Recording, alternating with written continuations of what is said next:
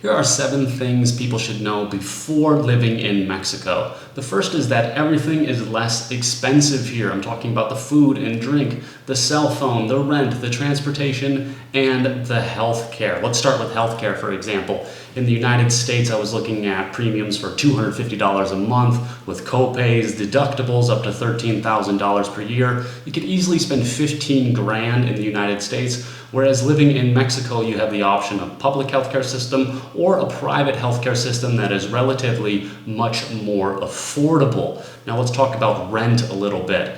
Here in Mexico, I've seen places even on the islands for $200 to $400 per month. You get a pool and a garden, maybe even a playground for the kids. In the United States, you're never going to find rent for $200 to $400 a month unless it's like a room inside of a house that's shared with other people. Even the most expensive places here in Playa del Carmen, for example, like this is an Airbnb. It's $750 a month, so that's really high compared to what you'll pay for, local prices. But it's a 3-bedroom place, has a really nice pool inside of a gated community, basketball courts, playground, all of that, all the amenities. I could see a place like this in the United States being a minimum $1,000 a month. Another thing about living in Mexico is that the food and the drink is much less expensive here. The groceries are much less expensive. The restaurants are much less expensive, even if you want to get them delivered.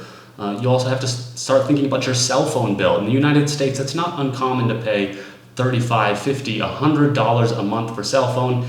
Down here living in Mexico, it's more like $20 a month, and that covers everything that I need. Consider transportation as well. If you're living in the United States or Canada or the UK, you may absolutely need a vehicle to get around. That means you're paying monthly premiums, you're paying for oil changes, for gasoline, for maintenance and repairs, for insurance on your vehicle. Whereas down here in Mexico, yes, you can get a vehicle like that, but there's plenty of places to live where you could just walk around the entire town. You could just use a bicycle and get everywhere you need to go. There's Uber and Didi, and they're much less expensive here than what they are in the United States. There's plenty of public transportation, so a lot of things about living in Mexico are much less expensive than where you're from. The second thing you should know about living in Mexico is that you can live here on a tourist visa. It's not as easy as if you get residency, but you can come down here, live for 180 days, easily make a border hop and come back into the country and reset your 6 months, no problem. However, the third thing you should know about living in Mexico is that it's really easy to get residency down here in Mexico. You could get temporary residency, you could get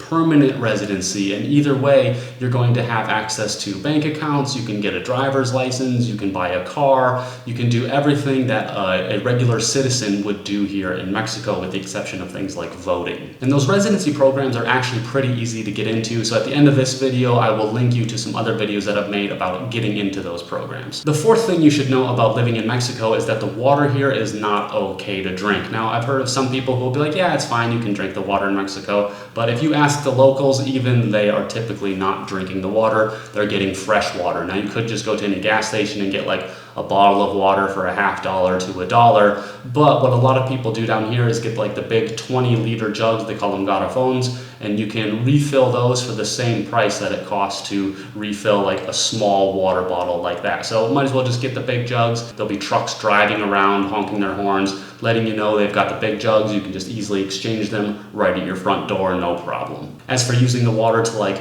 rinse vegetables or brush your teeth, like yeah, I do that and I have no problems with it. I just wouldn't recommend actually drinking the water or using it in your coffee or anything like that. But like small amounts of it, getting a little bit in your mouth while showering, that's not going to harm you like people suggest it will, at least not in my experience. The fifth thing you should know about living in Mexico is that the infrastructure here is going to be a lot different than what you're used to in your native country. So if you're from the United States or Canada, maybe you don't experience too many power outages, maybe you don't see the internet drop out, for example. Stuff like that can happen here in Mexico. So if you have like an online business that's heavily dependent on the internet, you might not have days where you have access to that. The power might just go out on you for 8 to 10 hours. That's totally possible. But just be aware that living in Mexico means you could run into situations where the infrastructure is not as developed as you might like. The sixth thing you should know about living in Mexico is that it's not always hot and humid here, and you could easily run into some really cold environments. Now, there's lots of places like here in Playa del Carmen